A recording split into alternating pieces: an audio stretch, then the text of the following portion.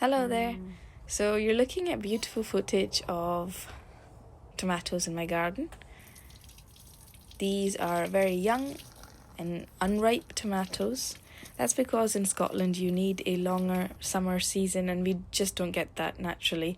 So you can't really sow tomatoes outside like you would in maybe some tropical areas of the world.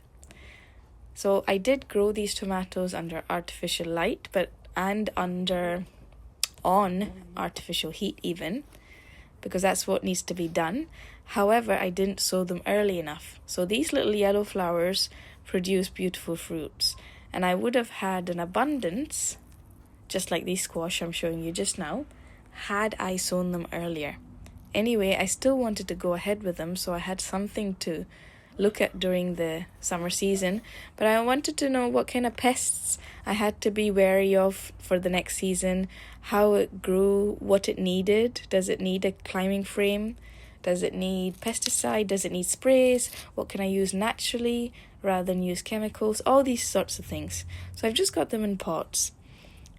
I have a greenhouse where I need to attach the glass panels onto, and then perhaps I can move these plants inside. Now these clematis were from Lidl. They were a young, insignificant plant in a small plant pot. But once I had them in the ground, look at how much leaves and flowers they've produced. Now this is about maybe 6 years old. So I've got 4 different varieties. I think I'm only going to show you 2 on the video.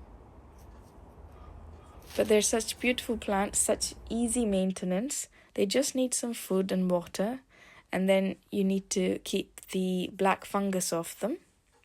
But the healthier the soil, the better the plants will be able to fight off these diseases. So maybe you can make your own compost from just waste vegetable scraps.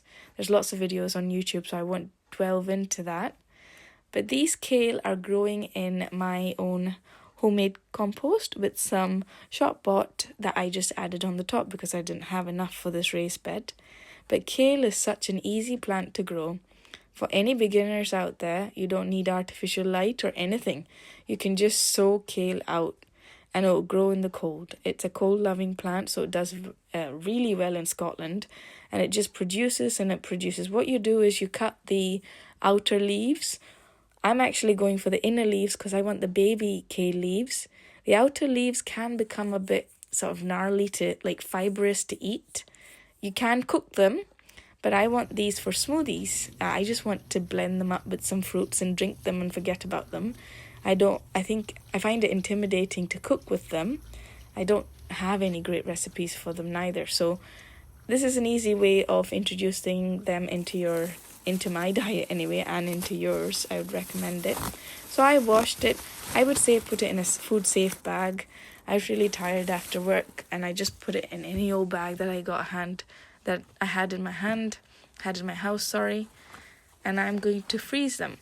What I do is, so I've already frozen a similar bag of kale that I had harvested, because the more outer leaves you take away, the inner leaves grow and they produce the second flush, and then the third flush, and the fourth flush. So it just keeps on producing more and more and more leaves.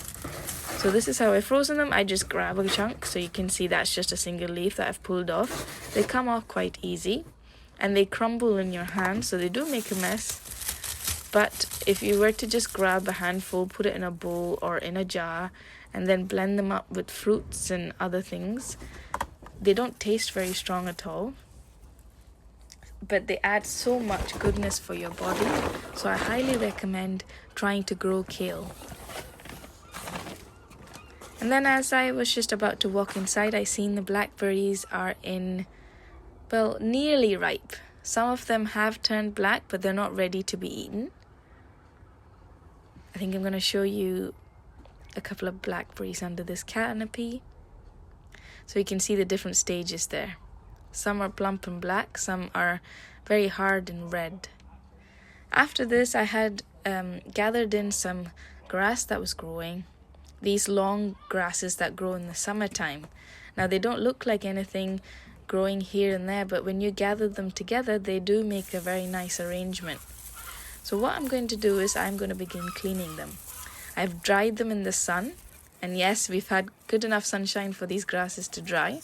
So they're straight, very straight, and almost strong enough to be gathered into a bundle. They're not flimsy.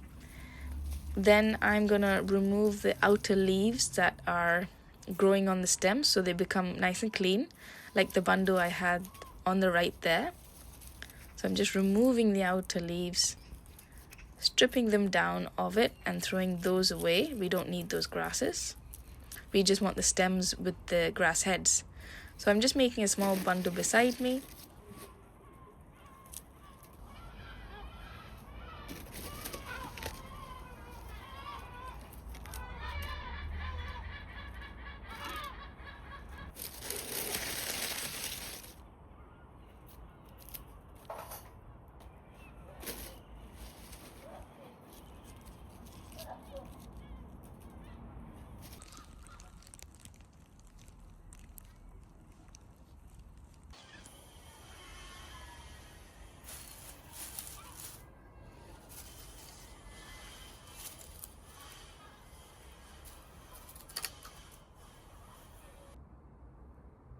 This is a little bit of a tedious task, but I had some music or an audiobook I had on in the background, and then it just sort of passed by quite easily. But this is what I'm left with. So all this leftover grass leaf, I suppose. Just want to strip them bare of that because this doesn't really add to the final product very much. You could, I suppose, creatively use some other way, but I'm not needing them for today, so I'm just going to add them to my compost pile. So out of the original bundle, you can see how much volume I've taken off the grass, and all the stems are beautifully cleaned, and the colours on the stems are really, really beautiful. They're very natural, they're very muted. Now you could spray paint these, but I don't want to. I want to keep them natural. But you can have a little bit of fun, and it doesn't have to be of bad taste. You can play with colour. You can use websites like coolors.com. That's colours with a double O.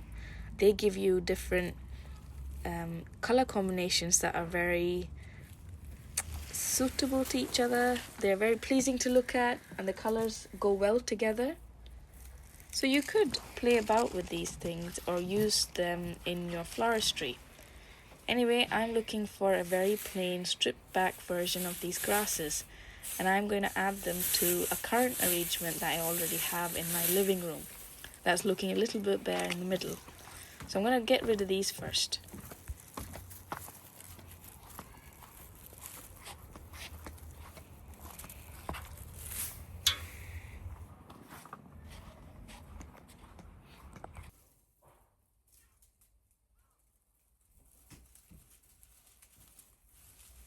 So this is the vase, very tall vase of tall grasses that I have in the living room.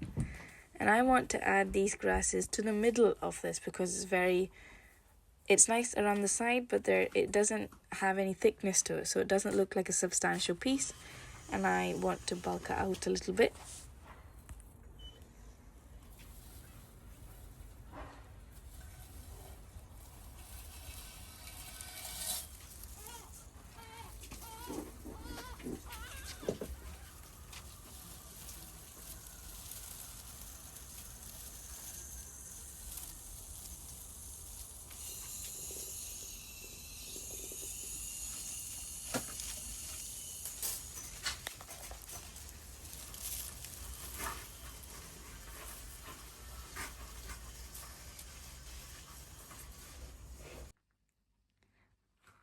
So this is what it looks like currently. So you can see the difference in colour. This is from, excuse the washing machine in the background. So this is from last year's bundle. And then in the middle, you can see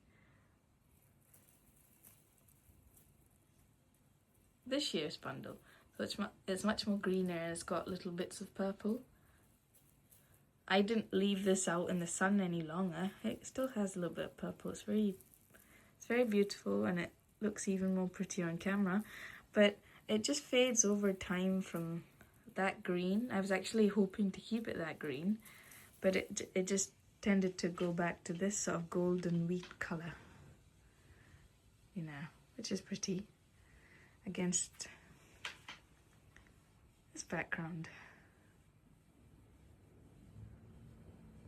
You can also, you don't need to go for such a very natural background. Sorry, not a background, a natural look. You can keep them all the one size and keep them, that would just give you an even height rather than mine's. So that's a more formal look. Anyway, it's just a fun project. It doesn't need to be this big. It can just be a few of these bunches together, like so. I'm trying to find something of the same height, like so. And you can add that onto a box frame, inside a box frame, or put it in a small vase. Maybe beside a fresh arrangement of flowers. But these keep for such a long time, and they do shed a lot of their seed. However, I think, I've not tried this myself yet, but there's lots of sprays that you can use to, almost like a glue spray that would just seal it all in together. So it prevents it from falling apart. But they did shed a lot in the first year. However, after a while, when most of the seeds have fallen, and I don't really move this vase a lot, it just stays in a place where it doesn't get much, and nobody rubbing against it or any other traffic like that. It just became okay, really. So there you are. Hope you make something of your own, and I'll see you in the next video. But goodbye.